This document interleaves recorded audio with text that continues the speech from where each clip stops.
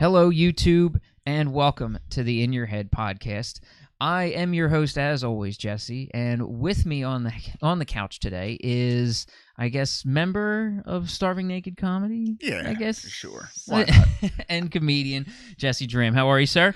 Doing good, Jess. Two Jessies. We finally got two Jessies on the couch. We had four Jeffs over the course of this thing. Within my first 10 episodes, I think 10, 12 episodes. I had a lot of Jeffs. So how do you feel about Jesse? I've always had a weird relationship with the name. I got a lot of weird things about it. Have you ever been asked this one? Is that your full name?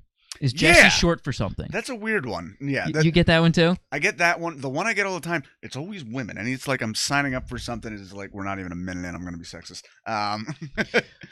Like, whenever they're like, okay, how do I spell that? Is it Jessie? Like, no, I am a man, and I am not a teeny bopper. I know. So, no. I feel you on that one. I got relatives who still mess it all up. I've seen so many misspellings of 5 letters. It's 5 letters, guys, in this name. Jesse. If we're technical, there's only 3 letters in this name. Well, 3 letters, right, but 5 letters to spell it out. Right. And I have seen it massacred. And so I've had Y's in it. I've had the IE. I've had 2 E's at the end. That's a good one. So, I actually got lucky. My mother told me she really, really wanted a girl, and she ended up with 3 fucking boys. But she said this was actually her 3rd pick. Her first 2 picks were Kelly, which if we were in the South would be okay. Thankfully, my dad's sister was named Kelly, so that got kiboshed. And the other one was Jamie. So my mom, not too bad. My mom really wanted a Nancy boy, so it's actually her name is Nancy. So I guess you got a Nancy boy one way or another. Yeah, I've always found it a weird name. I mean, because you shorten it by 1 letter for a nickname. That's it. You just ditch the E. That's it. It is a little bit on the effeminate side. Like my friend Jenny actually put it the best way. She said, I feel like Jesse is one of those names you really make. Like you could be a total sissy and it would fit you, and you could just be a cool guy and it would also fit you. Like it's kind of context free.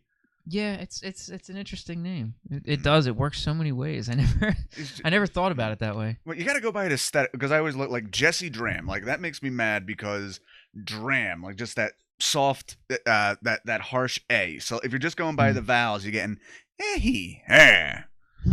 Yeah. That's why if I have a kid, he'll be named like Jackson or Gavin. Like Jackson Draham. Gavin. Like that kid is coming out with pubic hair. Like that's a man name. Nice, yeah. And I'm sure I'll be the inverse of my mother. I'll get nothing but girls. So. Well, it's like my cousin. He had 3 girls. He was like, they tried for the first one. They're like, all right, cool. Let's go for a boy. Try on the second one, girl. Going for a third one, girl. He just kept got a gambling problem. Like I know it's right around the bend. Just rolls it right up his wife. Crap. Oh, man. So before we start this whole thing, this interview proper, I ask all my guests to bring a story, something about theirs, the statute of initiation, as we call it. So I want you to bring a story that you have that you might not be so proud of that you could tell us and share that something happened to you. Okay. I remember when you mentioned this, I had 2 separate ideas. One involving a road trip to Wisconsin that ended very weirdly. It wouldn't be the first road trip we've had on here. Yeah. But it wasn't for the same story, but it was for the unproud part. But it was. I feel like the hospital one's too sad. You know what? I'm gonna tell it anyway because that one's short. No, it's fine. Here, bring that up a little bit. Bring it up a little bit. Bring it up. Yeah. Just okay. So I dated a girl for many years. We're still friends. Okay. Had a lot of health issues, like legally paralyzed, I guess technically. Like she can walk, just not under long circumstances. Okay. Was in and out of the hospital a lot. Well, she was in a hospital where she just had a surgery, and I came to visit her. So we're literally both laying in the same hospital bed. I have had way too many weird romantic encounters in hospital beds with this girl. And I guess if it's the only time you're going to see each other. Yeah. But so just trying to get through, I'm just trying to cheer her up. So she's really miserable. So we're looking up music videos on the laptop. And I pull up a video for a song I've been listening to. I'm a weird fan of Meatloaf. As a result, I'm one of maybe 5 people that bought his 3rd album, Bad Out of Hell 3, that came out in 2006. Wow. And he has a cover song in there called It's All Coming Back to Me. All right. Okay. And Celine Dion did the original. It was written by Jim Steinman, who wrote all of his best songs. And it's a song. Me and this girl had already broken up and gotten back together at this time. which is its own thing. We obviously broken up yet again. But the song is about falling in love with someone the second time, but it's a very dramatic. It's like, when you touch me like that, I can barely resist, but it's all coming back to me. So I was like, oh, I've been listening to this song lately. It made me think of you because, again, we fell in love. So I put the video on, and it's Meatloaf wandering all alone around a mansion, and they're flashing back to happier times with this woman. I'm like, all right, when's this girl coming back? And all of a sudden they show the girl singing her part, and she's like white and floating. I'm like, oh, oops. Maybe she's astral projecting from somewhere else, and they get back together. And no, the video they took that I'm playing my very, very sickly girlfriend is him singing to his dead wife. And I waited too long. I'm like, any second this is going to turn around. And eventually I'm like, okay, no, maybe we don't need to watch that. And she starts bawling like, I'm going to die and you're going to fall in love with somebody else. And I have never felt worse for anything I've done in my life. I somehow pulled it back, but that was such a sad moment. And unfortunately, not much you had control over. Wow. It's still it got away from me, and I was like, no, I swear the original. It's all they were like, look at the Celine Dion one, same thing. Her fucking boyfriend dies in a motorcycle crash. Like, I swear this song's about falling in love with someone the second time. But she was right. We did break up. She's not dead, thankfully. But oh my god, I felt so terrible. Wow. That's one of the rougher ones that I've had on here. That's tough, man. That one's totally out of your control. Maybe it's better I told that one than fucking a 300-pound girl in Wisconsin. No, that's okay. We'll leave that one out. It seems like a lot of the stories involved underage drinking was a lot of them. Really? Yeah, a lot of the things that people bring back about that they're not real proud of and involved underage drinking, which that doesn't really leave me surprised. What's funny? I didn't drink much underage. I didn't smoke much underage either. A lot of oh god, I want to get into it. I smoked cigarettes for a decade. And I would start like bumming when I was around 13, just like, my friends smoked, like, yeah, I'll have one, whatever. The first pack I bought was on my 18th birthday when my ex-girlfriend died of a brain aneurysm on my 18th birthday. Happy birthday. Yeah, my life is full of tragedy. And that's when I first bought the pack of cigarettes. And then I just kept up that tradition every single day for 12 years. Wow. Jeez. And then I switched to this, which will kill me in a mystery way. So yeah, nobody knows how it's going to kill you in that way. But yeah, I mean, I'm sure it'll still be lung related, but there's so little they know about them. But there is, but on the one hand, I can tell you as somebody who sings, and despite my physique, I actually do exercise at least like 5 times a week. Since switching to this, I can hit notes I could never hit before. My throat never hurts. I can run just fine. Lung capacity is lung capacity is fine. I've always had a scratchy voice like this. Like, I remember my cousin used to make fun of me as a kid. Like, I always just, I'd be like 7 years old, like, hey guys, I'm coming. I'm going to spend the night. Like, I've just always had a very rough voice. Well, I mean, at least it didn't come from the cigarettes, because I mean, I'm brutal because I always go into the store. And I'm usually always at Wawa getting dinner or lunch. So, I see who goes in there, and you see somebody waiting in line in front of you, and then you see the lady that's in there she's in front of you, she's got nothing, and she's in line. I'm like, well, you know what she's buying. Yeah. And then she gets up there, I need a pack. What was the one I saw? I mean, this lady sounded just like that. Every stereotype you can think of. And she says, I need a pack of Al Capones. And I'm like, what the fuck is that? I didn't even know that was a cigarette. My mom smoked most of her life. She works as a secretary for a vice principal at a high school. Oh, wow. And she says and I don't think her voice is that low, but I guess, I have known her a decent amount of time, that numerous times when she gets people calling in, she's like, hello, Mr. Sergeant. And he's like, oh, hello, sir. Can I do whatever?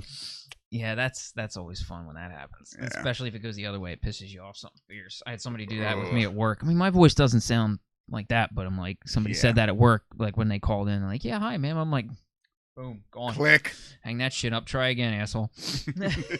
Do your research first. So, something new we've been adding to these here, which is really only on, I think, one aired episode. So I'm doing a little word association thing with people. So I'm going to start putting some of these results together, see what people think when they, when they do these. So I'm just. I really hope this is all other New Jersey comics, and I just talk shit. No. It's not New Jersey comics. It's just 7 words. Okay. No, it's just 7 words. So I'm trying to see how people reply to these words, and I want to start gauging on what people think about the certain words. So So it's just the 7 words. So whatever comes back to mind, whatever word or couple words comes in, just send them back. Send them back. So work. Stress. No stress? How about getting a pen with no ink in it? That's mighty stressful. I'm doing my best to not look at the list. I am a natural cheater at heart. My handwriting's garbage, so you probably wouldn't be able to reel it anyway. All right. Sport. Hockey. Okay. Good man. Comedy.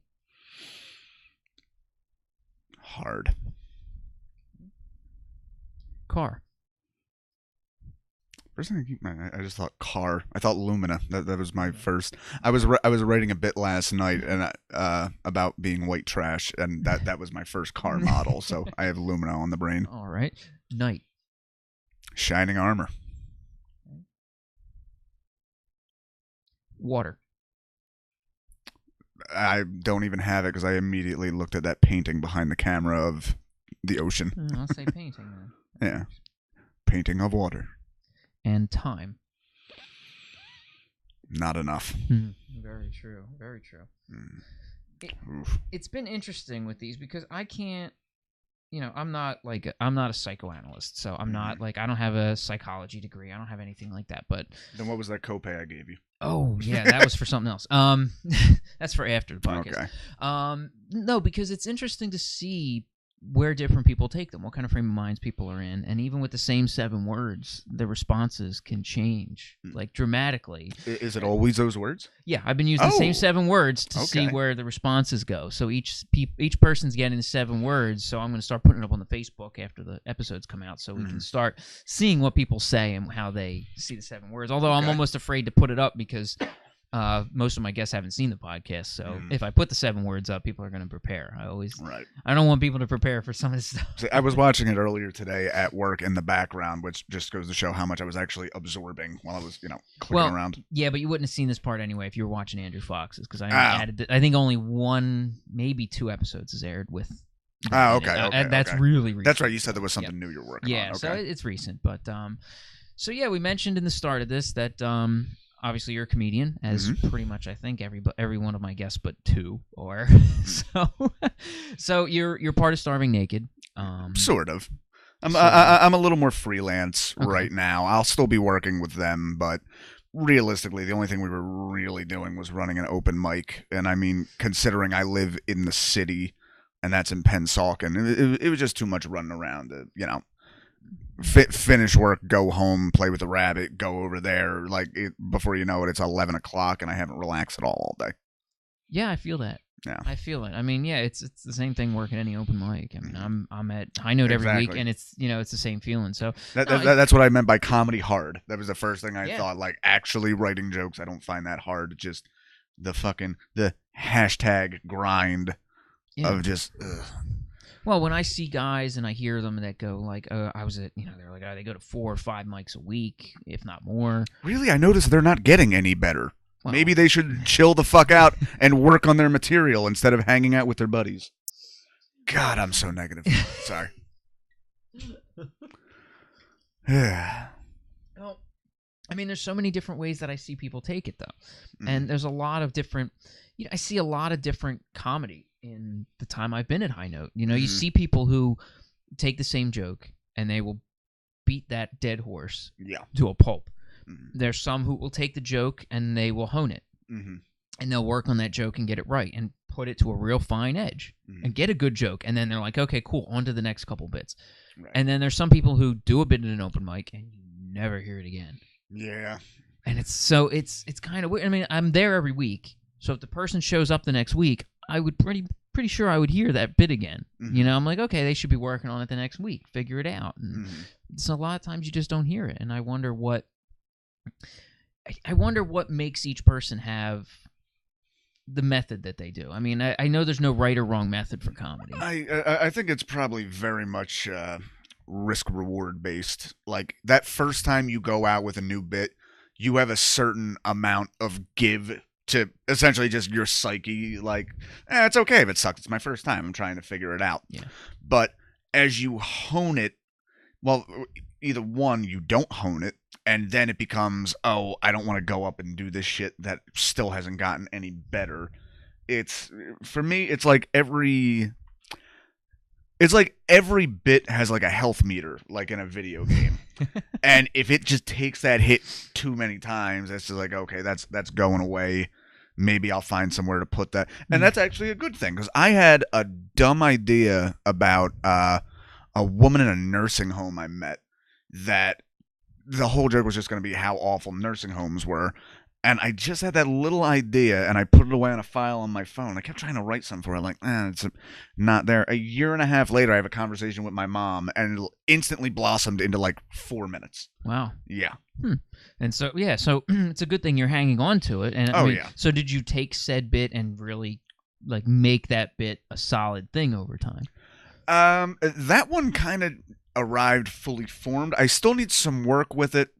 Big problem I've had lately is just realizing how dark so much of my material is, because the whole thing with that joke is it's my mom. My mom asked me when she got old, would I have her move in with me, or would I put her in a nursing home? Right. I heard this right. bit. And the thing I come to terms with is, well, I'm going to have her move in with me and just accept she's going to die on my watch. Probably sooner. And it's going to be sad, but that's still good. Like, there's a thing to, die at the right time.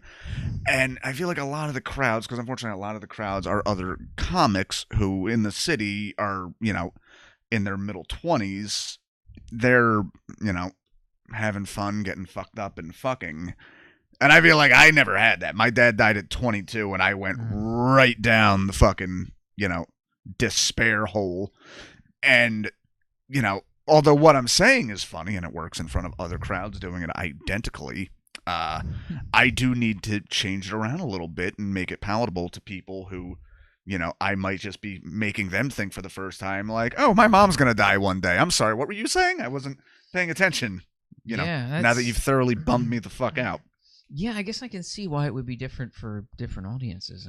Especially a bit like that. Oh yeah, no, like I told you we did a show recently that was essentially like a fundraiser for a rehab clinic, right? And pretty much the bulk of the audience were all people who had been through recovery, and I did some stuff there really dark about like how my dad used to like make meth with the pagan motorcycle club that gets crickets.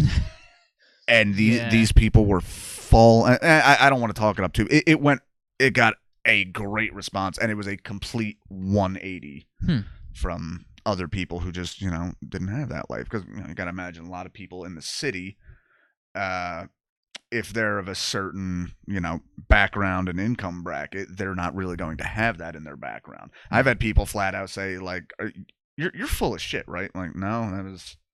I have an uncle named Foot, and he's vice president of Hell's Angels. And yeah, wow. So, so I guess that's something I never thought of. A lot of the stuff that I talk about on here with people, I mean, we've talked about different styles of comedy, ways to work comedy, and learning it and doing it.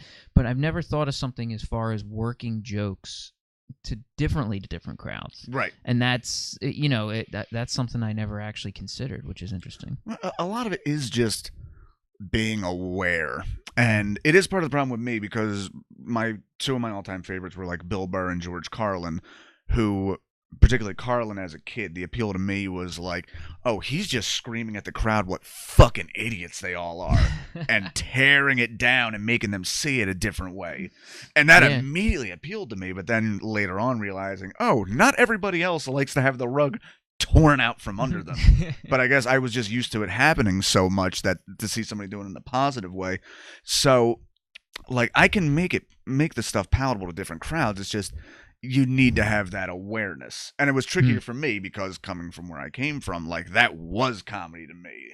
But Yeah. that's also something you see with comedy is that once guys get big and they have their own crowd, they can go like Doug Stanhope in a Philly open mic would die a slow death, and he's one of the funniest fucking guys ever. But that's because he has his crowd that comes to him that he doesn't need to put up the filter. He can just, you know, raw, uncut fucking bleakness, and they're gonna love it because that's what they came here for. Right. Like I just went to see Kyle Kinane this past weekend, and it's like he's got that crew that has probably seen every special, loves seeing him, loves watching him come out, and yeah, but you never know if you go to a mic if that's going to be the people that like him. Because I mean, almost anybody that's on here is referenced to, you know, comedians they like and things like that, but that doesn't mean that, you know, when you know that particular comic comes to town, like, yeah, Kyle Kinane's pretty big, but not everybody's going to want to go buy tickets for him. See, I got bummed out. Are you aware of Kurt Metzger? Yeah. Yeah, I'm a very big fan of his. His podcast is still some of the... He's barely on it anymore. It might be like I've never laughed harder than I did at this. And then I saw him recently. Obviously, he got into some trouble, so he was playing a weaker room. On top of that, there was a much bigger show going across town. And it was really sad just because I realized as soon as he got on stage, almost everything he did was old. And I realized a part of that is, the bulk of the people here are just here to see, like, capital C comedy. They don't give a fuck who this guy is. He is just the guy. He is no different to them than whoever, you know, drew the shift to be working bar tonight. He is just the comedy man. So he had to do all his palatable stuff, whereas I wanted him to come up and talk about everything he'd been through, et cetera, et cetera. But it would have been a terrible thing for him. It would have, you know, probably wouldn't have been invited back because half the crowd wouldn't have had any idea what the fuck he was talking about. I mean, this has been a bad time for... Well, I guess it's kind of clearing up now, all the stuff in comedy, in the whole comedy world, the shakeup that's been going down, but... Yeah, it's still kind of hard to say. I mean, you're talking specifically like Louis, I guess? Or... Yeah, like Louis and other things. I mean, I guess the whole entertainment world, the way... Yeah, I was going to say, when it came to comedy, I really only saw like Louis and Aziz, who... Yeah. I still think Louis will be back, and that's going to be fascinating. And a lot of people are going to be angry that he's back, and I'm sure for the rest of his career he'll be donating a chunk of his proceeds to charity. Right. But what else was he supposed to do? Just go die in a hole? Yeah. I mean, that's what they want. You know, the court of popular opinion is going to say go die in a hole and never show your face again. But... yeah. No, there are a lot of, you know, professional outrage artists who literally, like, they no, you and your children should starve because you did a bad thing. Whereas, I don't understand where people come from because I'm, again, surrounded by people my whole life who have done terrible shit. And they did their fucking time. I mean, I have relatives who, you know, worked as prison guards who, like, got fired for savagely beating a fucking inmate. And that's horrible, and he was punished. I don't think his kids should starve for the rest of his life. Right, it shouldn't be the end of your life, and that's it, because you know, because you did your thing, you do your time, and then you should be able to move on. But I think, in, you know, as far as popular opinion goes, now that person's going to get followed around. I mean, you look at, I can't even think of a name offhand, but I'm thinking of all the things in the news that it's like, well, this guy did this thing 20 years ago, but now all of a sudden it's like, now you're still like, oh, where is this guy today? Oh, he's horrible. Don't you know? It's like, well, why do you care? Just let the guy go about his life. Let him work at a car dealership. Who gives a shit? Let him do whatever the hell he's going to do. Oh, my God. When people were coming after Scott Baio for apparently he was a big dick years and years ago on Charles in Charge. And I'm sure he was. Take a good look at him. He doesn't have clean-cut all-American boy. Like, I can easily picture him on a South Philly stoop yelling faggot at every other third person who walks by. But at the same time, it's like, oh, well, we need to ruin him. Like, he's Scott Baio in 2018. He's already ruined. Yeah, he doesn't have movies to spend money on, you know? He hasn't been on TV in forever, but why do you gotta... Well, then again, he actually kind of put himself back out there because I think he stumped for Trump at, like, the RNC, which is its own thing. So he'll go do the weird Christ-sploitation movies they've been making lately where, you know, a kindly old woman gets, you know, bullied by a diverse group of atheists, and Ripped from today's headline of the, the Topeka Christian Observer. That shit. That sounds like something that needs to be written down. That sounds like a good script starting to happen.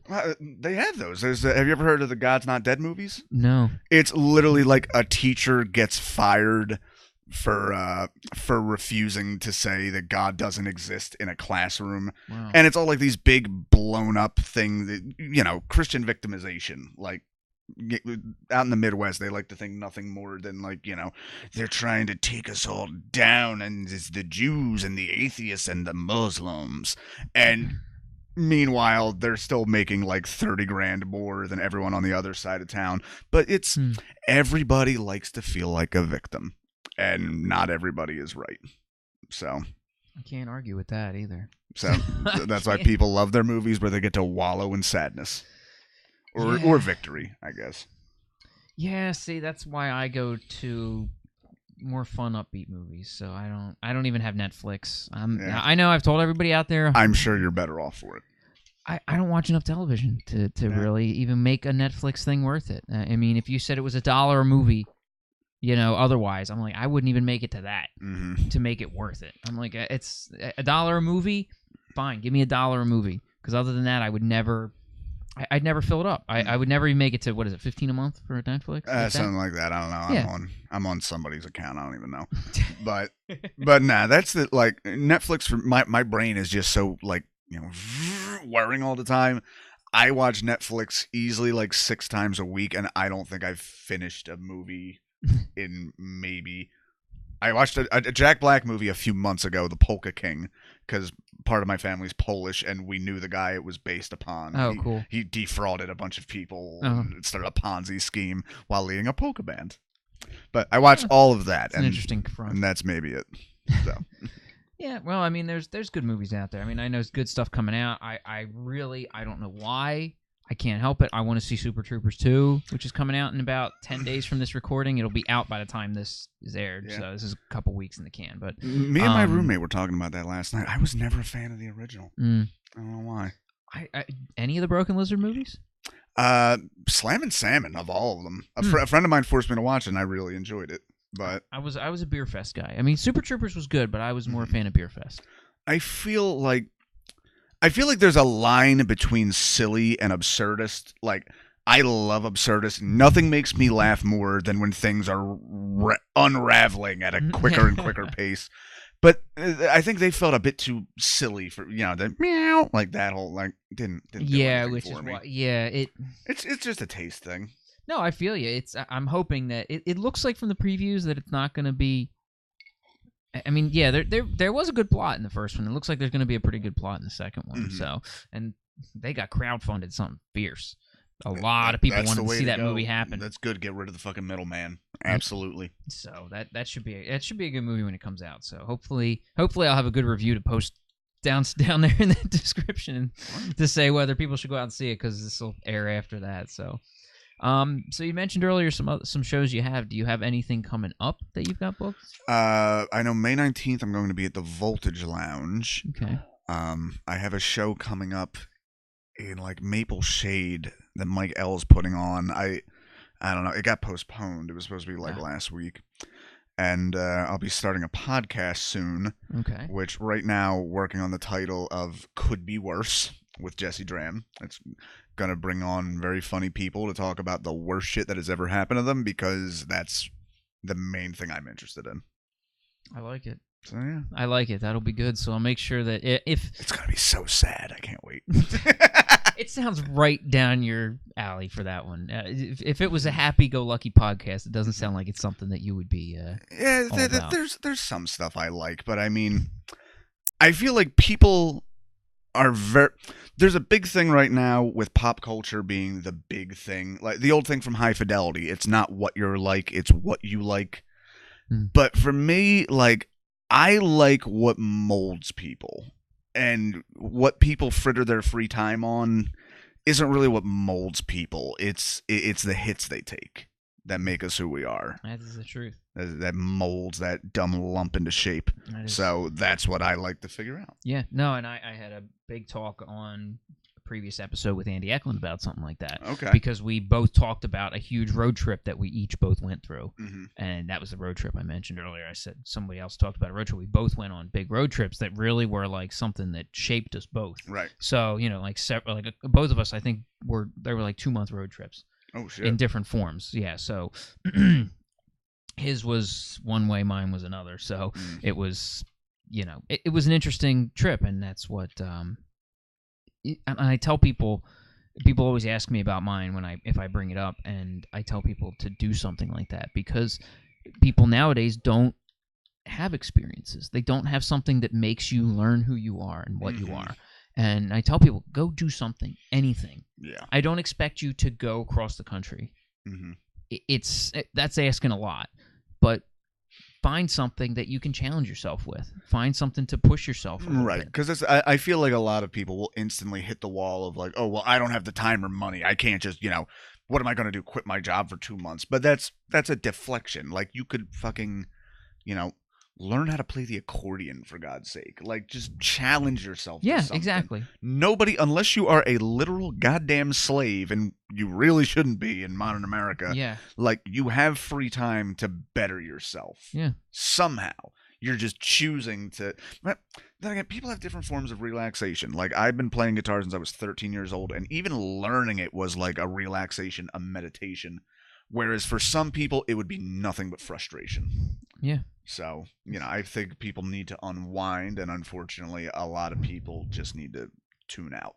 Right, but that's the learning experience, right. And some people don't want the learning experience. No. If it's like before the podcast, we were out in the backyard at the axe target, and even that's a learning experience. You can't just give somebody an axe and go, "Here you go, make it hit the wood." Yeah. It's something to learn. It's something to go through, and if you just trial and error. Yeah, and if you just do something and just quit on it, failure is how we learn. People are so afraid to fail that you're never going to get anywhere. Oh yeah, I have a few people in my family. Funnily enough, my mom, back when I did drama in like middle and high school, the very first play I had, my mom only told me recently, said like, "Oh my God, when you went up there, I was terrified for you." I'm like, why? Like, well, I could never imagine going up there and doing that. It's just, it scared me. And then you were so good, which, oh God, this might be worth telling. Okay, go for it. That's what we're here for.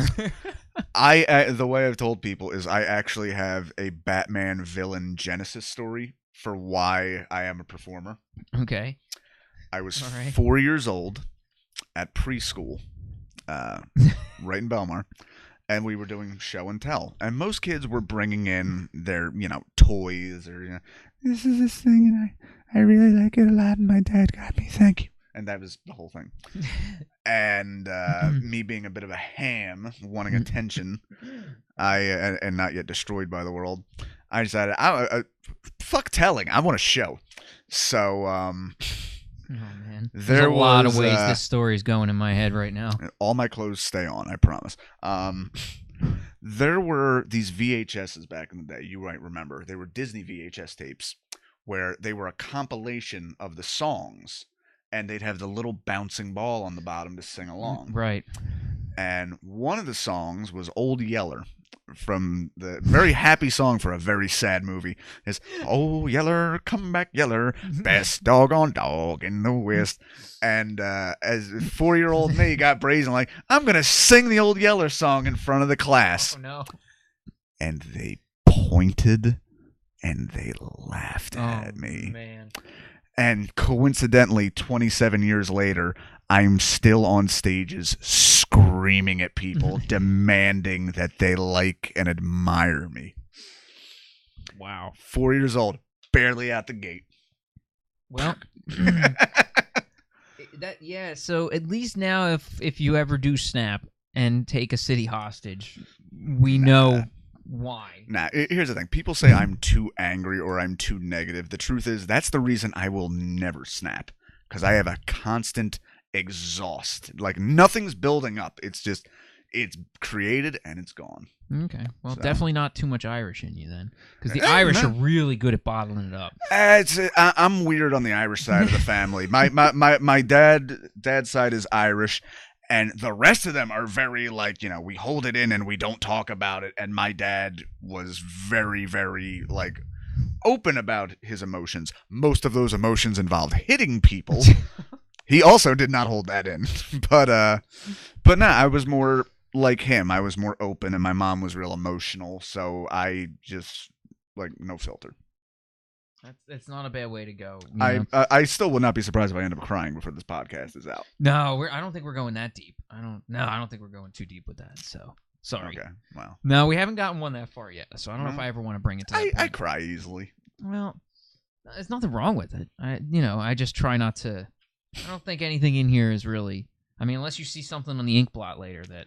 Oh God! Okay. I don't know. I don't know what you might see on the ink blot. This is foreshadowing, because now you're gonna lean me into thinking dark thoughts of the ink blot. Awesome, perfect. Well, we always it is a little bit of a mental podcast, but you never know. So, so I guess we got the projects covered. I mean, hopefully, I did enjoy Starving Naked. I went there a few times. I know it's an outdoor mic.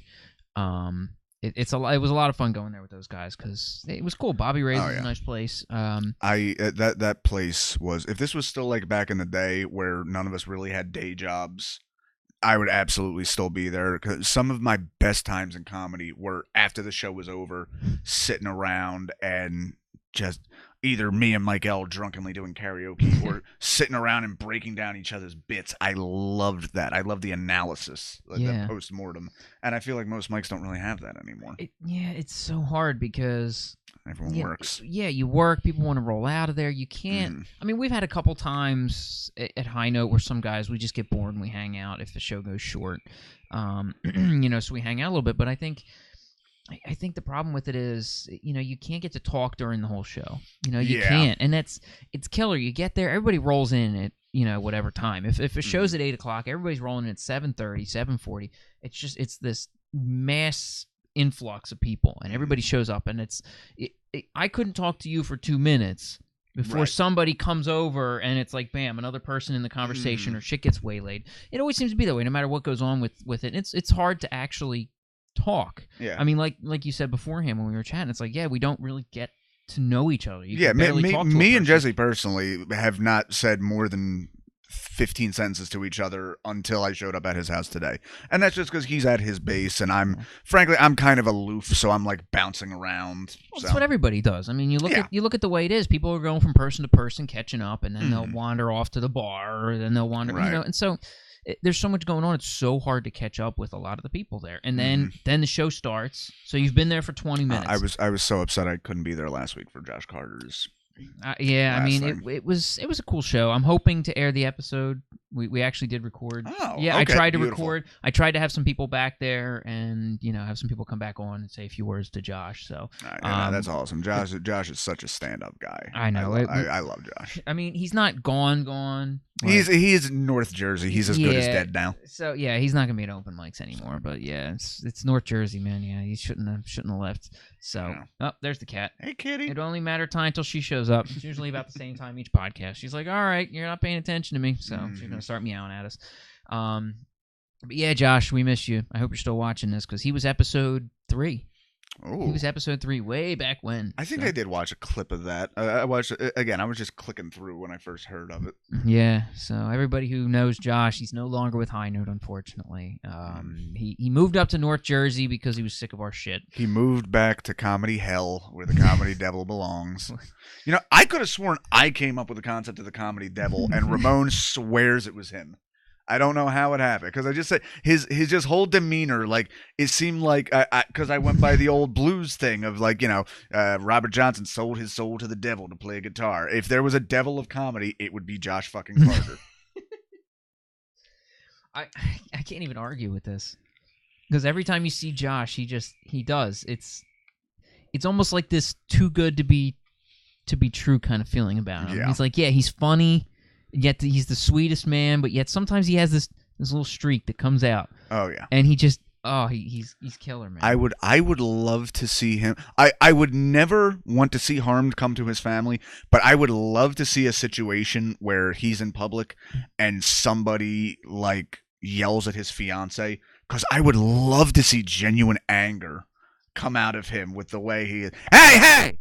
We're not gonna have comedy. I've never seen him upset. No. I've never seen Josh mad at anything. I mean, I don't think we've given him too many reasons to be, but No, he's always just a happy fella. Yeah, which is nice. It will be. I wish I could. Which is good. I am not. I feel like all my friends are nothing like me, and that lets me know I'm not too close-minded, I guess. No, you don't want to be too much like your friends. It's nice having friends who you can have some things in common with, but you're not too similar, because otherwise you're just hanging out with a bunch of yourself, and that gets boring. Yeah, no. You see that, particularly in like your mid-20s. You see that a lot at college, where it's just like 4 palette swapped of just the same dude hanging out, like gesturing at the same bar in the same... And it's like they play the 4 same sports, they go to the same places, they do the same shit, and so it's like there's nothing different between any of them. That's why it's fun that I live in South Philly, because the natives, that is all of them. It's the same guy on every single corner. You swear you're in the Matrix and somebody just was too lazy with the programming. It's just copy paste. Yeah. Didn't I just hear that guy talking bad about the blacks 3 blocks over? It's weird, man. It's strange. I thought that stuff was kind of I guess I'm glad it is college. It is a lot younger people, but when you get older, it's nice to have people who you can, have new hobbies with. I mean, that's how I started at this whole thing. I met Noah, and then I ended up hanging around. Is that that was your first intro to this? You ran into Noah somewhere? Yeah. So I don't know if I've actually covered this this story on this podcast. The whole reason this whole weird downward spiral of comedy and everything that happened, I shouldn't call it downward spiral, but as weird as it was, so I went to a game convention that was actually here in Runnymede at one point. And where in Runnymede? It was over at La Quinta Inn, which is now dead, funnily enough. Really? They closed that down? Yeah, it's dead. I guess in the last couple of weeks it died. So. Dude, I was just thinking about that today because I was listening to something with Amway. You know Amway? It's like a legal pyramid scheme. Yeah. I used to deliver there, and it was so sad. Like the buses of Hispanic grandmas dressed up all nice in their business suits, and like, oh, you're getting fucking fleeced. Yeah, and so it's gone. La Quinta's dead, and but there was a game convention there, and there was like news article about it, and I went over to check it out, and I messaged the guy for tickets, and I was like, yeah, can I get some tickets, and yada yada, and I was like really interested in how like a convention worked. I said, man, it's like right around the corner from me. I said I'd love to see what goes into it and help out, and so I started helping him out, like doing the setup and shit with him for the the day before it all came, and there were some arcade cabinets, and we I helped them make this whole thing happen. Well, Noah was part of it. Okay. And Noah came as part of Plus 2 and did a game tournament there at Plus 2, and they commentated the game tournament and all that stuff, and it was cool. And actually Alex Perlman was part of it as well. Alex came as his other half in it.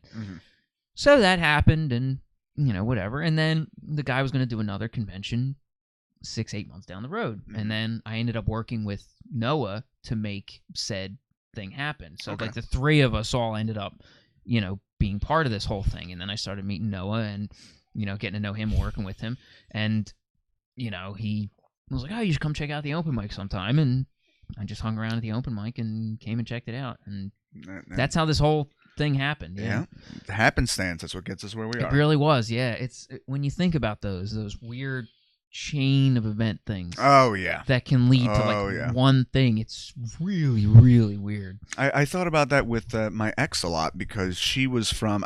I mentioned her. We were together for 6 fucking years. Yeah. She lived up in New Hope, PA, which is, for those who don't know, from Philadelphia. It's a good 45 miles. Yeah. She and I met at an open mic, not a comedy. I was doing music then. Did you even know that I did music? I think I remember you mentioned it before. Yeah, but I've never seen you actually do it on stage. Oh yeah, no, I did music until I was 27, and then the band broke up, and I started doing comedy because I was just sick of music. But it was a music open mic. I had just started hanging out with an old group of friends from high school who I just kind of knew. They'd always go to this open mic and then go back to their house in Belmar to party. And I just started hanging around with them after not seeing any of them since high school. I was like 23, 22. And one of her friends from Stockton happened to move it to Audubon and became friendly with this group. And pretty much just all these things coming into play to just pull us into the same place. Wow. Which, yeah, it would be one thing if that was just a stupid relationship, but we were also in bands together. We wrote like 60 fucking songs together, and they're still like my favorite shit I've ever written. So it carries a lot, you know. Okay, so here's a good question then for someone who actually writes music. What do you find harder, writing jokes or music? Writing jokes, honestly. Yeah, music comes...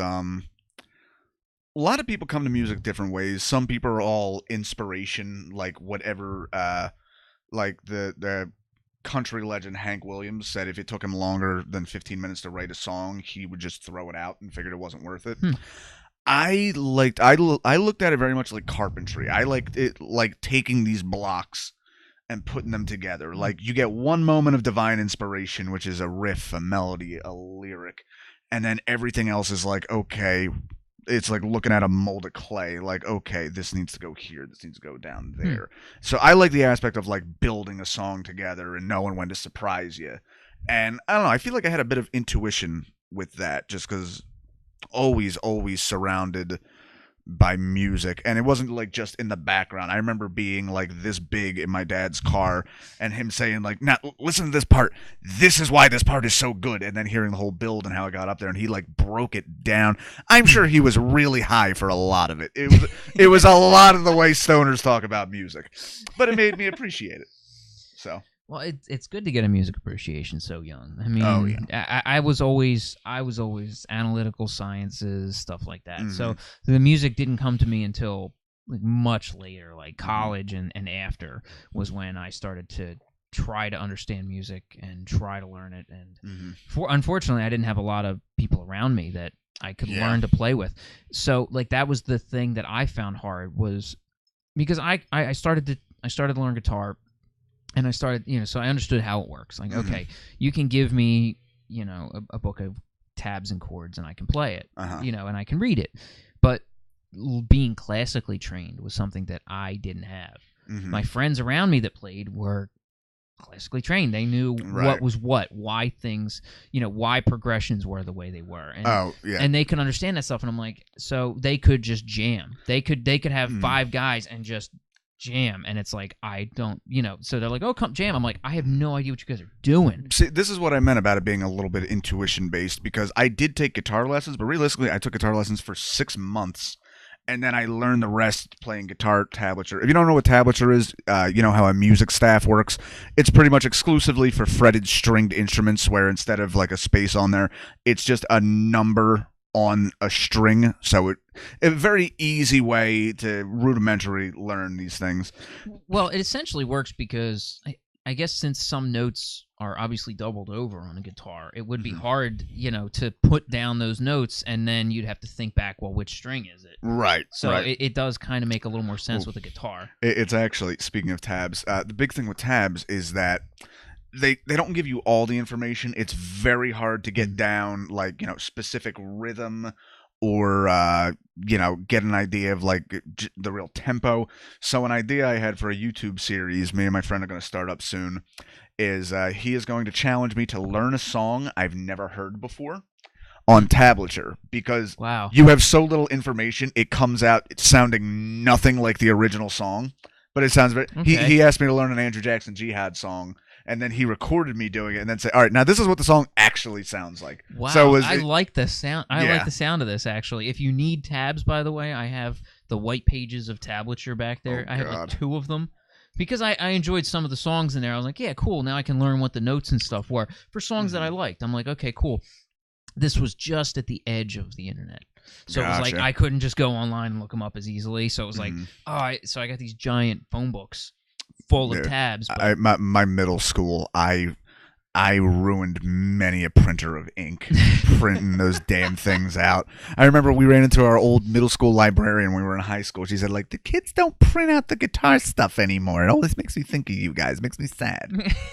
I guess not many people really print that stuff out, especially because most people have it on their phones. Yeah, it's, well, you know what, particularly back then, it was, like, there was the family computer in the living room. So unless you were going to sit there, and by the way, if you were on that, the phone wouldn't work. Oh man, now you're dude, you're gonna give me flashbacks. Let's not go down that road. Let's not go down the 56K road because that's just gonna give me nightmares. I am not a mimic. I'm trying. I hate that. That sound. Everybody who's old enough. It makes me feel nostalgic. It makes me feel like it just reminds me of AOL chat rooms. Every time I think of the 56K sound, I just think shitty AOL chat rooms and that awful feeling of if you're talking to somebody on there and the shit cuts out. You're like, oh no, they're going to think I didn't want to talk to them, and that awful feeling. Like, yeah, if you're on a phone with somebody nowadays and you're like I'll be in my car driving, and you know, illegal in the state of New Jersey. Continue. I have a Bluetooth. Thank you. Okay. Don't give me that. I've got a 2015. It's got a Bluetooth, but you know, you'll be driving along and it cuts out. Well, that person's not going to be like, oh, you fucking hung up on me. I'm like, yeah, no, the fucking phone cut out. You know what I mean? But nobody does that anymore. It always used to be like, oh, you're on your instant messenger and the shit cuts out. They think, oh my god, that person's not. You know, they think I'm gonna. You know, I didn't want to talk to him. Well, a lot of that just sounds like puberty. Like, they're gonna judge me. Yep, pretty much. Yeah. Well, that's pretty much when we had the internet was about then. Oh yeah, no, that was exactly again running a little bit behind, but we got it. I mean, we didn't get our first computer until 97, so I was 10 years old. I don't think we got internet until I was like 12, 13. Ooh, okay. Do you have any cringeworthy screen names you used? No, I don't. Believe it or not, this is really funny. I still use the same front part of my screen name for my main email that I've used since then. It goes back to the story of the road trip as part of it, but yeah, it all goes back to that. And have you talked about the road trip on the podcast? Yeah, I did with with Andy Eklund. So the quick story for anybody who hasn't seen the episode, go the hell back, watch it. It's a great goddamn episode. When I was 15, which is 21 years ago now. Fuck, I'm old. I rode my bike from Los Angeles to Seattle City. Yeah. Fuck. Like a bike. Yeah. So that's why. Were you running away? No, we were coming back, but we were invited by a teacher. There was a teacher at the school, and invited 5 kids and 2 other adults to do the trip. He had made the trip twice before himself, and he invited us to go. And so when I tell people, do something to change yourself, let me tell you something, that will. Yeah. That will. Yeah. That'll do something to you. But, I mean, it was... I made that trip by car, and it was exhausting. Jesus. Well, you didn't take 50 days either, probably. So no, we took 5. Yeah. So, yeah, that's why... That's what the road trip was. That's what I was mentioning. So. Wow, that's astounding. That's amazing. It was fun. I mean, to see the country, and why I tell people to do this. And again, I'm going to keep preaching. Is I tell people to go out and see and do, because I saw parts of the world and parts of the country that it didn't feel real. What was the route? Did you just go straight through the Midwest, or did you like down and up? No, it was kind of trying to hang straight. So we started from L.A. We landed in L.A. and we kind of rode to Long Beach, and then headed due east to Lake Havasu City, the hottest place in the world. Oh, yeah. If you ever look at the weather map in the dead of summer, check this out. Right about the border, well, exactly on the border of Arizona and California, you'll always see this one purple spot. You'll always see like, oh yeah, orange, red, dark red, purple. That purple dot is always centered over Lake Havasu, Arizona. It is fucking hot. I'm gonna end up looking that up later. I like looking up temperate zones. Wikipedia is so weird. Yeah, it's balls hot. It's insane there. And then we hit Four Corners to get the extra states, because actually, if we didn't hit Four Corners, the route was going to be a little south of there, and it would have gave us 13 states. Ah, okay. So that whole unlucky number that you were talking about before, we're like, we didn't want to hit 13 states, so we hit Four Corners so we could just set a foot in New Mexico. Well, you know, Four Corners is not actually on the borders of the Four Corners. Well, we still made it back. So okay. So if that, well, I don't know why. I mean, they have like some geographic point there. Why isn't it actually part? Well, no. That's the thing. The actual like monument they have you stand on is actually, I think it's like maybe a quarter of a mile away from the real space. Somebody was just trying to capitalize on it, so they're like, hey, put it out here. The rubes won't know. So, dude, hottest place I've ever been was also on a road trip fucking Oklahoma in July. It was like Really? with the heat index, it was like 119 degrees. It was, and we'd been in an air-conditioned, sealed car the whole time. You open the door, I swear, it's like a giant farted on you. Oh, it's like that feeling of putting your face in like an oven when you like go down fast and you're like. Oh. And also, I'm willing to say, I still haven't been to all 50 states. Meanest citizens in America. They're fucking grumps. Okay, I'll take Oklahoma off my list then. Yeah, no, there's nothing to see there. The Midwest was awesome though. The Midwest, the coolest part I think was one of the cities we went through. Like when you see Groundhog's Day, and you see that scene where it's like that, just like an old town, that main drag. Yeah, Main Street. I love Main Streets. That was one that looked just like that, and it was the coolest goddamn looking thing I'd ever seen. It was so neat. I was like, holy shit, it looks like a movie. Yeah. It really looks like a movie was here, and it was so cool to actually see that in a place like Main Street. Being in the Northeast, I feel like we miss out on a lot. The big thing I noticed the first time I took a long road trip, holy fuck, mountains. Oh, we don't have I know anything like that. To look out in a spot and just look over there and go, hey, there's a mountain. Yeah. Like it's a painting. You're like, there's a goddamn mountain. We had that. We spent the night in Arizona, and like we pulled in late to our motel to get like 6 hours of sleep before we headed back out. We wake up, we're parked next to a giant fucking, you can't even see it in the dark. Yeah. And it's there. It's amazing. Oh man. Go out and see mountains, folks. Like the hills, and think like, oh yeah, Pennsylvania's got mountains. No, that's not a fucking mountain. No. No. Those are foothills. Oh my god, when you have to drive through the fucking Rocky Mountains and just how you slowly zigzag and ascend, and then I feel like the road down is just down, and you can like feel your fucking ears just rebelling against you and popping. Yeah. Oh yeah, so interesting. You definitely can. I'll tell you that. I'll tell you that for a fact. You definitely can. That was a weird feeling because we went over a mountain through the Rockies, one of the highest points we were going to go. We started the day, god-ass hot summer, because it was all over the course of a summer. We were 15. How the hell were we going to do it? We got it hot as hell. Got to the top of said mountain in the snow. Wow. Then rode back down in the rain.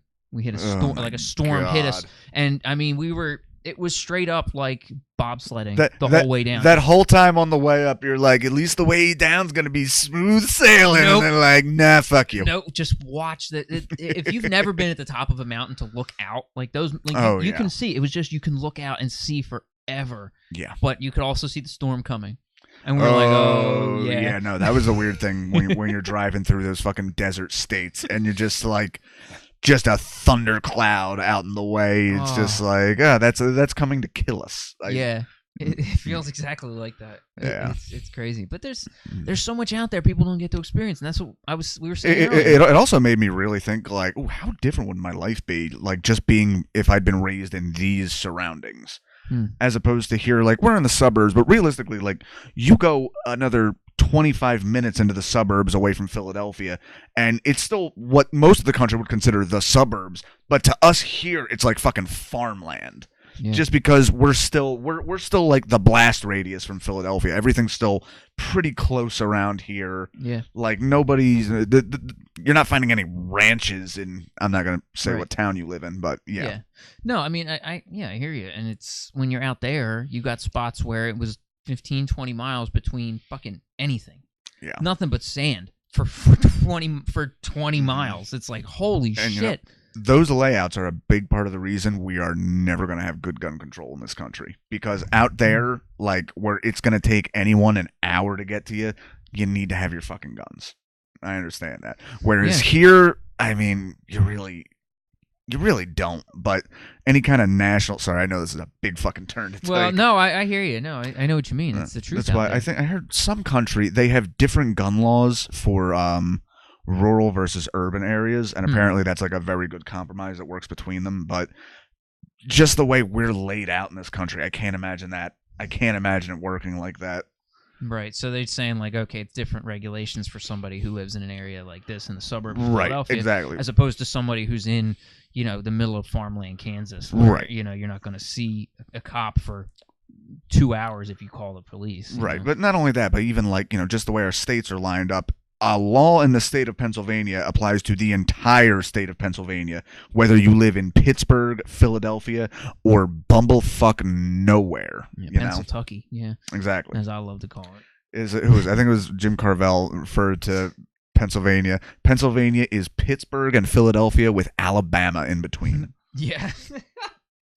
That's about right. Yeah. Oh, sorry to all of my non-Pitt Philadelphia viewers who don't get that joke, but god damn it really is. The Appalachians are, and then hills, a little bit of hills have eyes all in there somewhere. Yeah. So but before this whole thing started, like every other one of my guests, I gave you the piece of paper with the circles on it. Oh, it's this part. So okay. yeah, there we go. We're moving on to this. So we gave you the full circle test. So yeah. Well, it's not the strangest we've had yet. So we're gonna try to. I'm gonna try to understand what we. Yeah, I'm not a gifted artist. No, it's not so much the gift of the art; it's the expression in it. I'm not good expressing myself that way. Well, we'll see about that. Yeah. So the bottom right was where you started, which right. is what everybody sees. So what was the bottom right? The bottom right, I just I'm not gonna say the name of it just because God forbid I say anything stupid in the future. I work for a company where our logo is a pair of red binoculars, and we have that right on our wall. So as soon as I saw these circles, right, I thought like, oh, it kind of looks like that. So I put up the logo for the company I work for. Okay, no, that's cool. That's well, that's you draw what what you feel. What I see every day. Right. Yeah. Okay. Well, so then if that's the case, then I guess I should ask about the top left. The top left again. I'm just trying to think. How can I make these circles work together? So I drew a woman who has massive back problems. Like just telescope tits. I don't know. That's a problem. So I don't know why I went with blue. That's weird. Maybe there's something there. I don't know. I was watching Avatar recently. No, I've never seen it. Oh, okay. I don't know. Some of these go deep, and we find out about stuff later. We had somebody on early. Lemaire Lee was on the podcast early, and he did this. It was a very interesting doodle that he kind of did. It was almost a cow-looking kind of doodle. And then somehow he managed to make it. It was pretty cool. But then he's like, afterwards, he's like, yeah, that reminds me. My aunt's at a farm. I've been thinking lately that I haven't visited her and stuff like that. So it tends to bring stuff out of people as they dig deeper in there. And trying to find stuff. Now, the bug's head, though, that was interesting. Yeah, well, I was trying to think again of ways I could make the circles work together. Right. And the bug's head, I'd already done the pentagram, but when I saw the bug's head, I'm like, oh, it kind of looks like the segments of an insect only torn apart. Oh, okay. So that is just the remnants. Although it did make me think of my youth, where I had a treehouse in my backyard that my stepdad built to convince me not to hate him. That mostly worked. It actually helped me build a shelf the other day, so we're cool. Oh, nice. Well, but because of the garden we had and the thing, I was taught very young that caterpillars will eat the wood, so you need to kill caterpillars whenever you see them. Wow. So, destroyed caterpillars are a big part of my childhood. Okay, makes sense. So I don't recall the tears quite as much. Yeah. No, I guess they're not usually sad. No. And the pentagram was just because I drew so many pentagrams on every fucking notebook I had as a teenager because it's a fun thing to draw. Everybody draws them.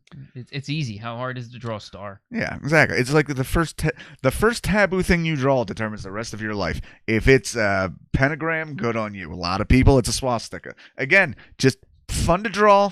There's a reason it's on caves for years and years and years. Just took one mustached idiot to ruin it for the rest of us. So, oh man. Well, that's sad. Yeah, but he ruined the mustache. See, I know somebody brings this up at High Note. Somebody has this bit that he ruined that mustache for everybody. Yeah, that's. It used to be very popular. The toothbrush. The toothbrush. Yeah, the toothbrush, and he ruined it. Killed it for you can't if you wear a toothbrush mustache, you are going to be stared at, scoffed, whatever. Michael Jordan tried bringing it back for a little bit. It didn't look good. And I'll be honest, I typically keep facial hair because I have a baby face, but every time I get a wild hair up my ass and decide to shave it all off, I do have a Hitler mustache for roughly 10 minutes. It depends if there's anyone home I want to make feel uncomfortable. But you just have to. And it doesn't work either. I have like the big divot in the middle. Oh. So I just have like two mini Hitler mustaches. It doesn't work, but if anything, it's blonde, so it should be closer to what he wanted. Well, I don't know if we need to get into all that. No. No. So, oh God. Does any? They never talk about it enough that this man wanted an Aryan super race of giant blonde-haired white dudes, and he was a puny fucking weakling with black hair. Like, nobody ever stopped and said, like, you got a inconsistency, kind of. There's a point. I mean, yeah. Well, I mean, even then again, massive genocidal racists, not known for their logic. That's true too. Yeah, So. let's kill 6 million people because that's the right thing to do. But that's 12. 6 was just the Jews. Well, yeah, that's true. Again, part Polish. We got to throw that shit I in know, there for some reason. Yeah, I know. Well, it's part of mine too. I got it on one side of my family too. So Yeah.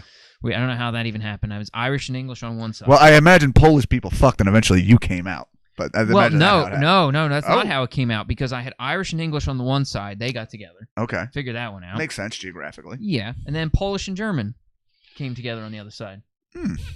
Yeah. Okay. That's why I said it's really weird. Yeah. It happens. Keep in mind, Germany wasn't even like its own. It was all Prussia up until like 120 years ago. Yeah, true. So. So I ask everybody this one though, and I've noticed you are a little bit of a gamer. So this might Not really. No. I don't. I thought there was a video game reference earlier, so that's what I heard. I play like I'll still play like old Nintendo games ones from my youth. Perfect. I haven't played. And I haven't bought a system since PlayStation 2. Oh, that's even fine then, because I love the old school stuff myself. So I ask everybody what their favorite video game is of all time. Arcade, console, if there's that game in the arcade that you can't walk past without throwing quarters at it. Something like that. It's not my favorite, but specifically because you said arcade, I will play House of the Dead anywhere I find it. There you go. But favorite one of all time is easily Silent Hill. Good The Silent Hill franchise. I loved how Is there a particular one? I'm partial to the first one. The second one tells the better story, but the first one, particularly because this was like right after Columbine when there was all this scrutiny on video games, is so much of it is subtext. It's subtle. They can't come right out and say it. That like the actual story, like one of the main characters is essentially like a drugged up, brainwashed sex slave, but they had to keep everything down. Right. A drugged up, brainwashed sex slave who is being used to treat the half demon girl who's been burned to death in the basement. But she's still alive because she's part demon. But there's just so much in there, and it's bleak. Yeah, it is fucking bleak, which obviously is kind of my motif. Yeah, but that was a great game. I mean, a lot of people would say that was one of the best games of all time. Yeah, I still hear that 6 o'clock tornado siren come on, and I think like, oh, everything's gonna start stripping away any second now. Oh man, yeah, which is the thing that happens in the game that signals the world turning dark and evil and shit going wrong real fast. So cool. I'm just being a kid. I refuse to play that at night with the sound on. I don't blame you. That that was one of the first real good like psychological. Yeah, it wasn't a jump out and kind of scare. No jump scares, but it just made you it just tore you down like Fear. Yeah. Fear was another that was a little more recent, but that was like one of those games where it's just like you don't know what the fuck's gonna happen. Right. Uncertainty is the scare. It's not the jump. It's just like the big thing about Silent Hill is there's like a level in one place you go to. I think it's like a schoolhouse where you see like this little baby ghost silhouette come running at you. It doesn't hurt you. You can't hurt it. You don't even interact with it. It's just there. Just a sad baby ghost for no reason. Yeah. And just that's what the fuck. Yeah. Now that would be a great game. I mean, they've been rebooting and remaking just about everything lately. That would be something. That one was supposed to get like a big, not a reboot, but like a big sequel, like the Resident Evil 4. It's going to be the shot in the arm of the franchise, and that was the one where they were working with Guillermo del Toro and Norman Reedus and Kojima from Capcom, and then for whatever reason they just fired the main guy. And it all fell apart, and they haven't made anything new since. So. Yeah, I mean, even if they just took that game and just maybe, buffed up the graphics. Yeah. Because it was such a shame back The first one was just like Polygon City. I Like, know, and we're it's talking so like hard to Lara see. Croft, the giant triangle boobs. I know, and I think that ruined a lot of games back then when they tried to do that. Yeah. Because you take a game like you said, Tomb Raider, Final Fantasy VII, and it's got those graphics that are so polygon, but then you look at like a Symphony of the Night, a 2D side scroller that was like, wow, it looks crisp, it looks sharp. You don't need all that polygon crazy to make a good game, and I think that it was a good idea at the time, but I don't think the graphics were ready. They were working with the best they had. I guess. Exactly. That's all they had, and they were like, "Yeah, now you can do it in 3D." It's like, yeah, but it also more confusing is why so many of those Capcom games had such horrible voice acting. It's like they never thought, let's hire a native English speaker for this, Yeah, so many games back then when voice became a thing, they just never cared to put the time into it for years. Now it's like finally I got voices to do a bit. But. Yeah, like it's still astounding to me that they hire like famous people to do voices in video games now. Well, people like the familiar voices; they like to hear them. Yeah. So, I mean, hey, it's money. People want to make money, too. Oh, yeah. So I'm sure if you're... But the fact that was something that had to be learned as opposed to, let's put out this laughable... That's why it's so much crazier. Like, it succeeds in spite of that. Horrible. Yeah. Radio. What's going on with that radio? Like, yeah. Yeah, it's... Oh, back then it was. But we all played it. Then again, I guess this is part of the reason they got into video games instead of film. So... they weren't necessarily the best writers. True. That's true. So, I guess you didn't have to be. Just take the graphics, make people not notice them, and then just let the story fall by the wayside. That's all. So, before every one of these, I got to see my monitor around a tripod here. I make a ink blot. That's right. For every one of my guests. And so this is the ink blot that I came up with for you. So everybody else can see it. So, I mean, the absolute immediate first thing is a pelvis. Okay. Definitely looks like a pelvis, and again makes me. Also, I mean, that's very. You can't. I'll try to gesticulate here. Very, very vaginal in the middle there, with has some got some meaty lips there. It also kind of looks like Jeff Hardy's logo, the wrestler. That's weird. But no, definitely pelvis. And that probably comes out. I tend to date very, very skinny girls. I don't know why. And I know I'll mention that to women and they'll be like, you and every other guy. Like, no, every other guy wants a skinny girl with like giant boobs and a giant ass, and I end up dating twigs.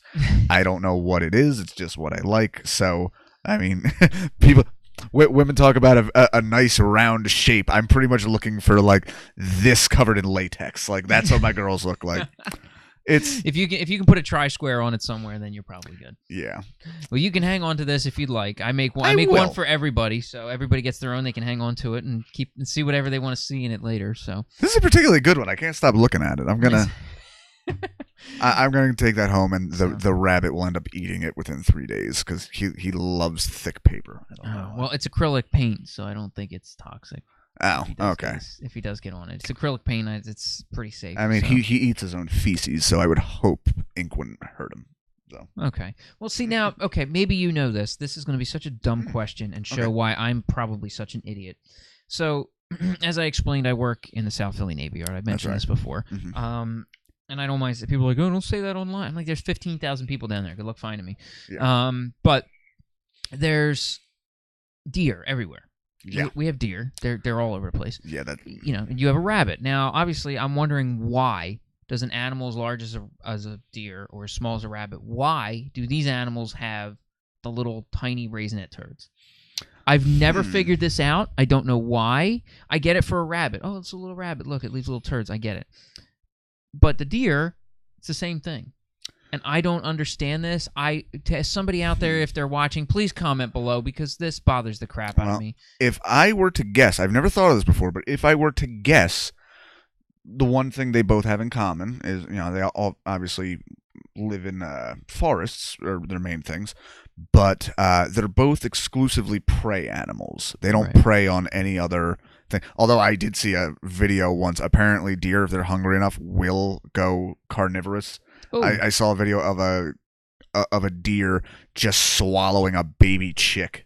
Oh. Yeah, the person videotaping was really not happy with it. They were very upset. Yeah, you don't expect that to happen. Yeah, no. But my guess would be, being prey animals, that well, for one, I think it was something that comes up naturally from their diet, which is, largely hay, grass, etc. But number two, it probably benefits them from an evolutionary standpoint to not have like wet, odorous fecal matter, because I can smell my rabbit's piss from a mile away, but the poop you can't really smell at all. So it's maybe that would be probably. I mean, it's probably something like that. I mean, it would make sense. So I'm gonna have to do some research because I have no idea. I think goats do the same thing, but they're prey. No, goats have some wet poop. Goats are. Yeah, we had a pet goat at my house for a little bit. Yeah, my stepdad was at his friend's ranch out in like the sticks, and it was like just around the beginning of winter, and he watched this mother goat give birth to like 3 or 4 goats, and she rejected the one. Oh shit. And because it was cold out, my stepdad being a big softy, like, this thing's gonna fucking die. Long story short, at 16, I come home from a concert and we have a baby goat running around the fucking house. So we had him for like 2 years, and I think we gave him away to a ranch or whatever, who, he turned out pretty healthy. They wanted to stud him out to the lady. Nice. Yeah. That's not a bad way to go. Yeah. We named him Fulci after the Italian horror director. Nice. Very interesting. Their eyes freak me the fuck out. I'm sorry. You get used to them. Yeah, it's just they're weird. That weird the sideways the sideways 8. Yeah. The infinity in their eyes just freaks me out. And they're kind of assholes. Oh yeah. Yeah, they're assholes. Definitely. Nah, dude, ours loved to play with our cat, and he would like frolic. It was weird. He never really got a good grip like running around the house because we had mostly like hardwood and tile. Yeah. So, but a hoofed animal's not going to do that. No. And oh my god, yeah, and he also ate everything. He fucking tore couches apart and so shit. That wasn't like some bullshit. That they was do not. in cartoons. That was not some bullshit. They will eat anything. I'm just glad I keep my cat from scratching the couches. You bring an animal in the house that fucking eats the couches. That would be a motherfucker. Oh yeah, well that's why we ended up getting rid of him. Although keep in mind, from what I understand, what my stepdad pretty much told me was we sent him to a farm upstate. Oh shit! But it's a little more likely with a goat. You might have to get that clarified now. I mean, I've asked him recently. He says it was the truth, but I don't know. You got to be like, look, I'm old enough. I can handle it. Tell me. Yeah, did you just old yeller him in the back or what? You know, I mean, or have somebody do it. I mean, yeah, if you're in the suburbs, it's a little harder to just sell him to a halal cart or something. He's today's shawarma.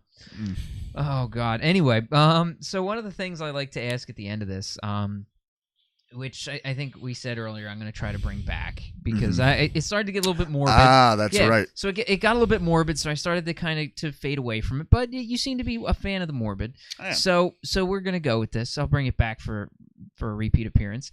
So if you were to die today and you look back on your life, how would you feel about the life you've led, and how do you think people, would look back at that? Like if somebody, like, I say it as like, okay, if somebody's at your funeral reading your eulogy, you don't want that eulogy to be like, he was a great guy. That kind of thing. I don't want that. And, like, how do you think people would see you? That's very hard to say. People who are close to me, I imagine, would have nothing but good things to say. They would, I don't know. I'm a guy, I'm really, I don't have like a big group of friends, and even the people I'm friends with, they're like not group people either. I tend to be friends with like the people on the outskirts of every group, and that happens in comedy too. Like there's people I'm friendly with, but like I'm not close with like Noah, who's like getting his stuff together and is getting married, and seems that I'm friends with the guys who are just barely holding it together. Because I like that, and that's I find those to be the kindred spirits to a certain degree. If I was looking back at my own, it feels like everything I do is building up to. I don't know what you were raised. I was raised a good Catholic boy until, I just had enough death in my life and like, okay, this is all random and chaos, and I wish that wasn't the case, but it feels that way. But I do have a bit of that duty mentality that it's like everything I do is building up to an inevitable reward. And I'm not talking heaven. I'm talking like I'm busting my ass now to be able to take it easy later. Yeah. I'll be honest, I would be very, very sad if I died today because it meant, I could have been fucking around and having fun this whole time instead of... Well, no, I get it for that because everybody says, oh, well, if I got a lot of stuff I couldn't do. And no, I don't mean that stuff aside, but it's more the connections you've made and things like that. Because if some people are like, oh, Christ, if I had a funeral tomorrow, there'd be 3 people there. Yeah, no, definitely not that. And I have the benefit that... I did. The only time I refer to my dad's death as a benefit. He died very suddenly when I was 22. He was 46. And he was like me in character. He was a bit more... He was a bit more like jubilant, like to party, like to have fun. He was like... I feel the way people feel about me when they get to know me is the way most of his acquaintances and everybody else felt about him. He's like, oh, he's a, great guy. Give you the coat off his back, that kind of guy. Yeah. And it's sad. When he died, I was the executor because he wasn't married. I was his only son, oldest kid. That I was pretty much in charge of everything. So they give you the option, like, well, do you want to do the viewing on like the Thursday night and then the funeral on Friday? And I just, on top of that, I'd been out of town when it happened. I'd moved to California. So for me, it was just so shocking because it wasn't like, your dad's dead, drive 5 minutes across town. I was 3,000 miles away. And, but one of my few regrets in life was I chose to just do the funeral on a Friday morning just because it's like I just want to get this over with. I know this is going to hurt so much. I just want to get this over with. Unfortunately, him being a very blue-collar guy, having his funeral during the work day, many, many people who would have come out to see him for a viewing on Thursday never got to be any part of the service. And that bummed me out. Yeah. But, yeah, it's that, I don't know, I think people would think very well of me. I think they'd be very sad for me, knowing how fucking terrified of death I am. I feel like there's not enough of that. It feels like most people are crying like, oh, I'm so sad he's gone. I'm so sad he won't get to do this. When someone I know dies, I literally picture, like, their last moments and how fucking, like, I had a friend kill himself about 2 years ago, hung himself. And I had the thought of like, fuck, like I know him. I guarantee, like, right at the point where he realized he didn't have the option to get himself out anymore, he was like, oh no, this isn't what I want. But it was too late. Yeah. And that's just, whew. And that was a sad fucking funeral because it was like, not only that, but a friend of mine really beat himself up the night he hung himself. He texted my friend like, hey bud, can we hang out tonight, watch a movie? He's like, oh, I'm going out for my mom's birthday, but I'll hit you up next week. Well, yeah. So I keep making it about other people, but that's all I can. No, I see what you mean. It's you don't want that. Yeah. And that's. You want to leave a legacy. Everybody wants to leave. When you're gone, that's all you leave. You leave a legacy in debt. Dude, this is part of the reason I'm 31 right now, never married. I would have been married if not for certain situations. But part of me really wishes, particularly because my parents were so young when they had me, is I feel like I should be married with a kid and divorced already by now. Because part of it is I feel like that's a big part. Like, what we're doing here is fun and it'll last a little bit. But really, the only thing you have is the fucking family you leave to carry on. Right. And I like, we're all evolutionarily designed to want to reproduce. But your dad dies and all that shit moves from the subconscious to like to everything. It just exactly takes it all just over. well aware of it. It's just like I want to like pass that shit on because really that's the only thing we have. I mean, even like let's go with Louis C.K. Assume he doesn't fuck up and he's still like the biggest, you know, comic in the world. Right. He dies of a heart attack tomorrow. How long do we really remember him? Right. Like, we remember Lenny Bruce. He died in, like, early 60s, mid-60s. Yeah. But we don't remember anyone before him. He's not going to last another 50 years. So how much of a legacy really carries on? Yeah.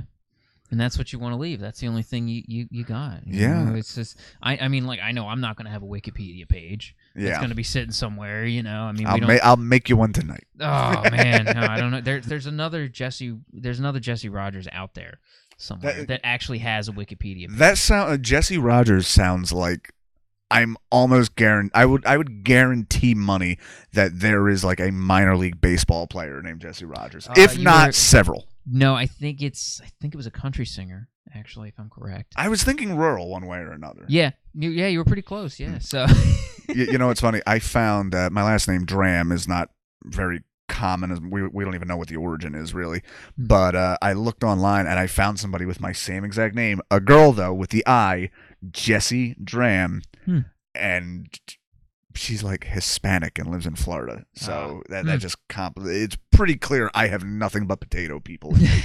So I don't know where. Maybe she's adopted. I don't know.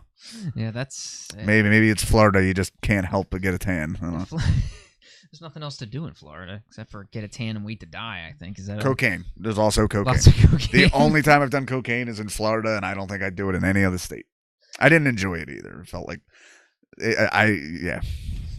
So to bring it back up, I always perk it up after this part. Usually, like I said, I got rid of the death part, but I'll go back to the other part. Bringing it back. But usually follows it up. So if you could go back to a point in your life that you could spend, doesn't have to be like a day or like, oh, remember this one day. No, if it's like a time, like when me and Andy were talking, it might have been like that road trip that he did, like we were talking. So like what period would you go back to? Like, is there a time that you'd be like, oh, I want to go back here and you know, live and cycle that for, you know, for eternity? I have two answers. Okay. One would be the summer between freshman and sophomore year of high school, where I was with pretty much I had like my first real like love, and just it didn't last long, and I didn't get anything I wanted out of it. But it was such that hormonal swell of, and I'm a very emotional guy. I'm a very romantic guy. So just those fucking just feelings, like like most people is particularly that age. Like I met a girl and I had sex with her and that was great. Whereas like I wrote fucking songs thinking about her, and just we had a notebook she and I would pass back and forth, and like just. It was just such an exciting time just because, like, the fucking generator had just been turned on. And all of a sudden, you go from being a weird, awkward kid to, like, just tired all the time because I was always an insomniac. And suddenly you're running on rocket fuel. Nice. So what's number two then? Number two would be my family. I'm very, very close with my mother's side of the family with, like, all my first cousins, aunts and uncles, etc. Okay. And up until I was 20 years old, every single summer, my grandmother would rent a big shore house for all of her children, their spouses, and her grandkids. And we'd all go down to Wildwood for a week, Miami Avenue.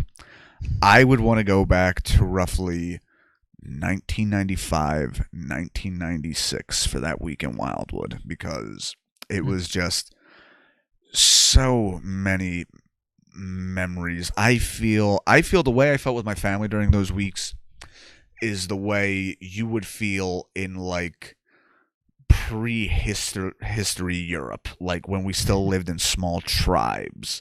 Oh, wow. Whereas just everybody was so interconnected, and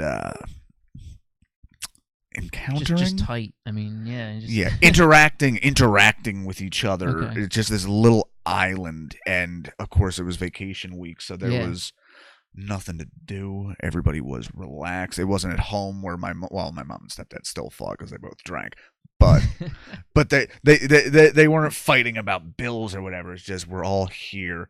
And and not to mention music was the best then because you had like new hip hop and Metallica at their peak and like alt rock, which is fun now to think like the pop songs of the time were like Weezer, just this weird time where pop music was ruled by fucking dorky rockers, and I love 90s that. rock, man.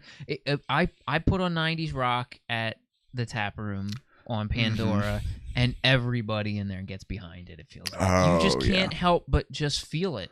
Yeah, it's like the anthem of our generation. It's so tied to your youth, and I feel like I don't know, modern rock music stinks and it pisses me off. I think of a lot of the bands that in high school I thought of as like pussy music because I was into metal and stuff like that. So there's like Thursday, who were a screamo band, and they're singing about fucking girls breaking up with them and shit. Compared to what passes for rock music nowadays, they are Slayer. Like, they actually rock. There's up and down. You can jump around to it. I hear modern rock music or indie rock, and it just sounds like everyone's on Ambien. And I fucking hate it. Like, I don't know. No, I feel you. Music's changed, unfortunately. We're going to sit here and sound like old fucks that are going to be like, fuck this music. Yeah, but no. I feel okay with that because I was saying that shit when I was 12. Even then, I'm like, this hip-hop stuff, it ain't gonna last. It's stupid. Oh, man. Well, we've gone about as long as we probably should. I've been looking for the timestamp this whole time, and I just saw it now that you said that. Just saw the recording thing. Yeah, that tells us we've been going for about an hour and a half.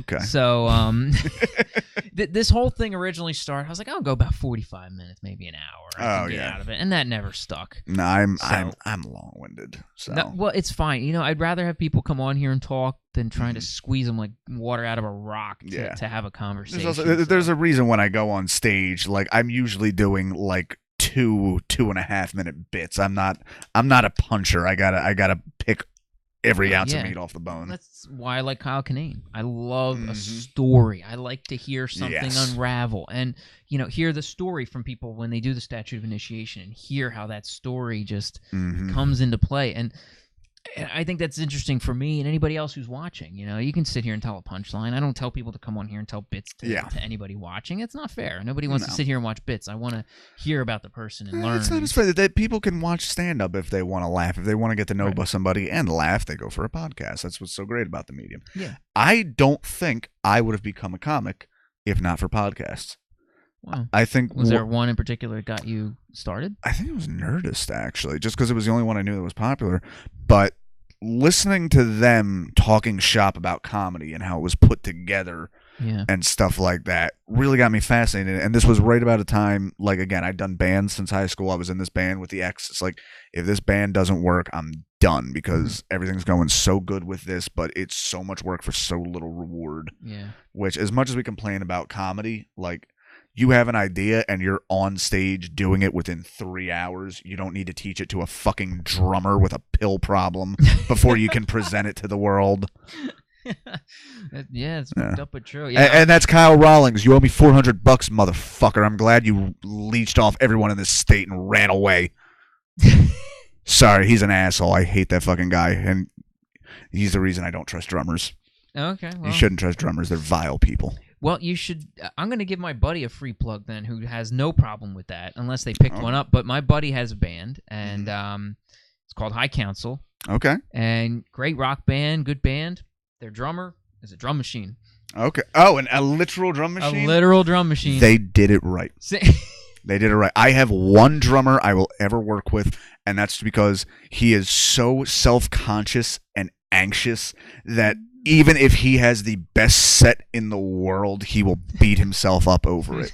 And that makes him reliable. See, that's now you know. No pill popping. That's fantastic. I mean, he does that too, but in his free time. He doesn't mix the two too much. I don't know. Drumming and pills don't mix. The most active. I find it funny that like the most physically active instrument in the group, like the drums, the most physically taxing. Yeah. They're always the ones that have the biggest fucking like. They always do the most drugs because they're the ones that it inhibits their playing the most. I don't know. I guess you could sit there on a lap steel and be pretty well ripped out of your mind. Oh yeah, no, you don't even have to stand up to play a fucking lap steel. No, On top of that, you're playing. You have a slide. It's not supposed to sound entirely on key anyway. Yeah, no, you that'd be. That thing's gone away, thank God. I haven't heard of lap steel and I don't even know how long. I became a fan of Hank Williams III, who does like country punk, and he had a lap steel guy on stage with him, and it was amazing. On top of that, people were running in a mosh pit. Instead of moshing, they were running at each other and then do-si-doing. Oh, no. It was such a good show. That would have been awesome. That's a weird pit. Yeah. So. Oh, also, real quick, the best part about that is it took place at the Troc in Philly, so it's an urban place, and there's literally buses of fucking cowpokes from the sticks coming in. Dudes with their dads watching the same show as like filthy crust punks who fucking blew a security guard to get in. It was such a cool crowd, and I loved it. Music does bring everybody together, though. It does. When you go to a concert, it's like I watched something like that happen. There's two guys in a pit. Mm-hmm. Guy got fucked up, chipped a tooth, he's bleeding, and the guy that fucking ran into him helped take him into the fucking bathroom, took him over to the bathroom, got him cleaned up. Where the hell else do you see that shit happen? Yeah, not really. Also, I always feel tall until I go to a concert. And then it's like most music fans are over 6'3", it seems to me. Yeah. I don't hang out in mosh pits, being 5'11". I went in my first. I know we're trying to wrap it up. I went in my first mosh pit since like my early 20s. Very recently, there was a band coming into town, Children of Bodom, who were my favorite high school band, and they were only playing their albums from when I was in high school. And my two best friends from high school, who I hadn't seen in 12 years, we had a big falling out, were all going to the show. So we all went to this show together. And I'm talking with the one guy.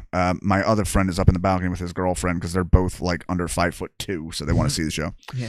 And I'm asking my friend, like, you think you're going to mosh at all? Like, I don't really know. And as soon as I say that, they start playing the song that got all of us into the group called Hate Me. It's a metal group. And like, we're going to mosh to anything, this is the song. Like, I don't know. And then the little guy comes up from the balcony, like ran from the balcony down, pushes past both of us, runs into the pit. Wow. And then my other friend jumps in and is like, all right, well, I need to go. And there I was with the dudes I went in my first pits with. And here we are all over 30 and we're fucking in the meat again. It was, I wish I could bottle that moment and take a strong whiff every now and again. See, there's another one for earlier. That might be a third one. Oh, well, there you go. See, it's that you find those moments that are hard to let go. Yeah. So good. Even though it was just reminding me of better moments before, but still, it's such a great moment. Yeah, but it doesn't have to be that moment. That it's like feeling. You said. It's reminding you of all that. You're old enough. See, now I would actually say that moment, because you're older. You've got all the memories, but yet you're still enjoying that time right then and there in the pit, all your friends, all back together. That is a hell of an up there, really. Oh yeah, that was great. So, do you have any social media or anything you want to share to get people on here, or? Oh God. I know this is going to be a couple weeks from coming out, but if the podcast or anything comes out and you have a site or anything for it, if you don't now, not yet. I'll tell you to keep an eye out. Could Be Worse with Jesse Draham, the podcast of hilarity and tragedy. I'm probably going to end up having to change the name. I'm going to put Jesse Draham on either way, so it'll still show up. Okay, so if there's some link to it by then, I'll put a link to it down. I'm still waiting on equipment to come in the mail, so it probably won't be ready. But other than that, just Jesse Draham. Look me up. If you want to look me up on Twitter, I'm on there as @Vicky Vasilino, which was an account I had when I was working for a porn company. So. I still use it. I haven't worked there in years, but I still use it, and there's a lot of fun stuff in that. Is this why you asked earlier about screen names that you were not so Oh God. proud of? No, I just had some terrible ones on AOL Instant Messenger. No, Vicky Vaselino was cool. It was originally Victor Vaselino, and then we realized, if we gender swap it, we'll probably get like thousands more viewers, and it absolutely worked. Big surprise, right? So yeah. Dude, it is an absolute pleasure to have you on. I thank you Thanks, so man. much for coming. I had on a great here, time, man. Thank you so much. So anybody watching, make sure you like and subscribe as always. I'm gonna put a link to the Patreon below, guys. Hit that up. Help the Patreon out. It helps bring me equipment. I can bring you better video, better audio equipment, and all that good stuff, so I can make us look good in some way, shape, or form. Even better than we already do. Oh yeah, we don't need a lot of work, but it helps. But so hit up the Patreon, like, subscribe, guys. It's showing me that you're enjoying what I'm bringing to you and the guests that I'm bringing. So don't forget to check these guys out, share it, and as always, never buy an umbrella. Take care, guys.